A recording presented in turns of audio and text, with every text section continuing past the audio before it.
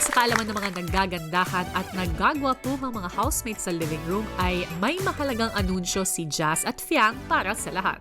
Kaya kita pinatawag dito. Ano po yun, kuya? Dahil muli na kayong nagsama-sama. Alam ko, Fiang, marami kayong pinagdaanan ng mga challenges ngayong linggo. Sa tingin ko, nararapat lamang na magkaroon kayo ng isang celebration party. Oh! Oh my God! Totoo! Okay, everybody. So,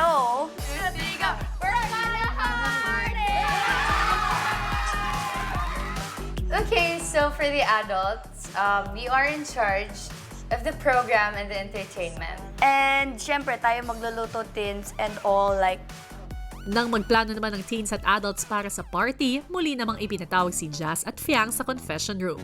Kapag ba may kids party, ano ang pumapasok sa isip niyo? Games. Mascot, kuya, honestly. Mascot. Sa itsura ng mga kids, anong nakikita niyo sa pagka may kids party? pupunta sila doon. Nang? Nang nakadamit ng pang-kids, kuya? Kuya! Malapit na. Costume. Tama! Oh my God! Kaya naman, Jazz at Fiang, may inihanda ako para sa inyo.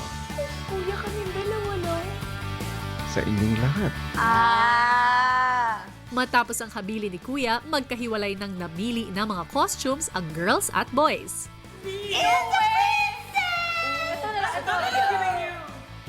So, syempre, masaya ako kasi matagal na ako hindi nakakasuot ulit ng gown. Tapos, yung napili ko pang gown is pang princess. Ay, ito susuotin ko. At hindi na nagsayang ng oras sa mga housemates sa paghahanda. JM, ikaw, kulit. Vincent, ikaw ba to? When not...